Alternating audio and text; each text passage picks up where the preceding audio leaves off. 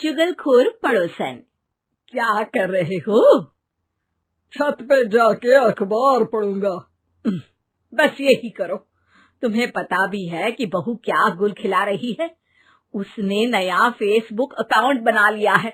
रोज 10 photo डालती है। हमारे परिवार की तो नाक कटवा देगी ये। और तुमको ये बात कैसे पता चली? अरे पड़ोसन ने बताया। उसकी बहू भी फेसबुक पर है ना, तो उसको पता चल गया। हाँ हाँ, जैसे तुम तो बहुत भोली हो। पड़ोसन रोज सास को उसकी बहू के नाम पर भड़काती थी। आज तो आपकी बहू कह रही थी मुझसे आके कि आप दिन भर खाती रहती है, खा खा के घटोत्कच हो गई है।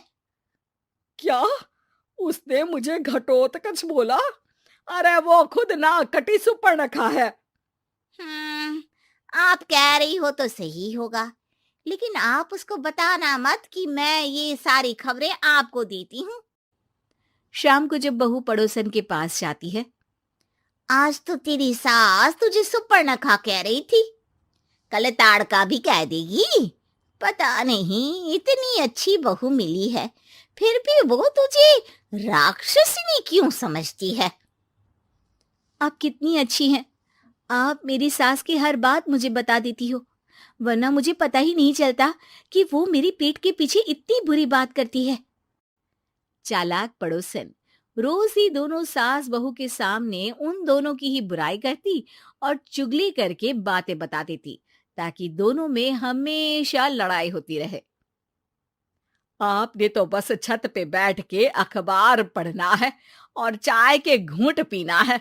बहू की वजह से मुझे तो जहर के घूंट पीने पड़ रहे हैं। कल वो मुझे मोटी घटोत्कच बोल रही थी। तो तुम भी तो उसको नाक कटी सुपर्णखा बोल देती ना। हाँ हाँ, वही बोल दिया मैंने उसे। आप मुझे कितना समझते हो। बहुत अच्छे से। मुझे वो ये बात पड़ोसन ने बताई ना, वही तो है आपकी शुभ चिंतक।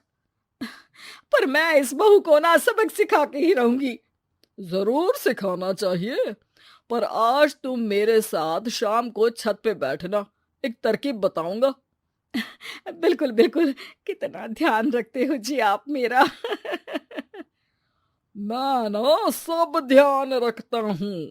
शाम को जब सास और ससुर छत पर बैठे होते हैं कि यहाँ खड़ी हो जाओ, यहाँ से ना तुमको पता चल जाएगा कि बहू की अगली चाल क्या है। अच्छा, कैसे? सवाल मत पूछो, जैसा कह रहा हूँ वैसा करो। थोड़ी देर में ही छत पे बहू की आवाज आने लगती है। मेरी सास लायक ही नहीं है। मुझे पता होता तो सास बहू की भी कुंडली मिलवा लेती पहले ही। तेरी सास तो मुझे भी पसंद नहीं है। मेरे पास जब भी आती है तेरी बुराई करती रहती है। कभी सुपर्णखा कहती है, कभी हिडिंबा कह के कामचोर भी बोलती है। अरे कभी कभी तो चुगलखोर भी बोल देती है। काश आप जैसी होती मेरी सास। ऊपर छत पे पड़ोसन और बहू की आवाज सुन के सास के होश उड़ जाते हैं।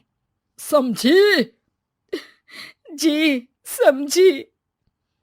सुबह तुम्हारे सामने ये बहू की बुराई करती है और शाम को बहू के सामने तुम्हारी। मतलब आप सिर्फ अखबार नहीं पढ़ते, सारी खबरें भी रखते हैं। अब तो इस पड़ोसन को भी सबक सिखाना पड़ेगा। शाम को सास बहू को जाके पड़ोसन की साजिश के बारे में बता देती है।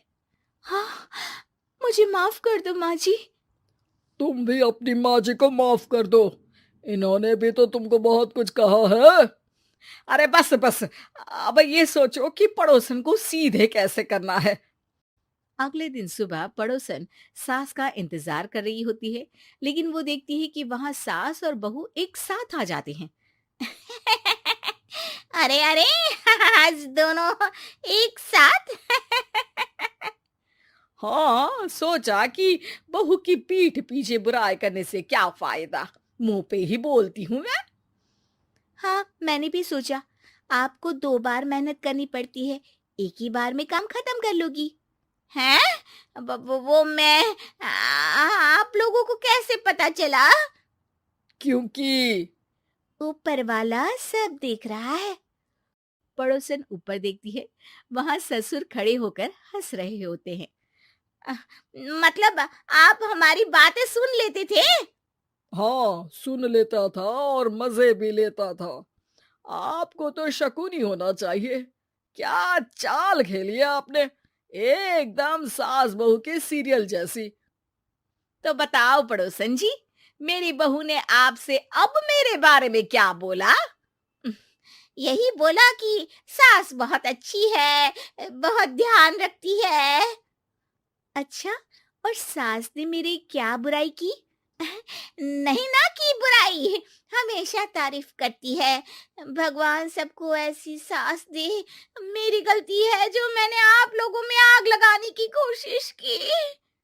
पर छत पे लगा हुआ सीसीटीवी यानी कि शर्मा जी सब देख रहे थे।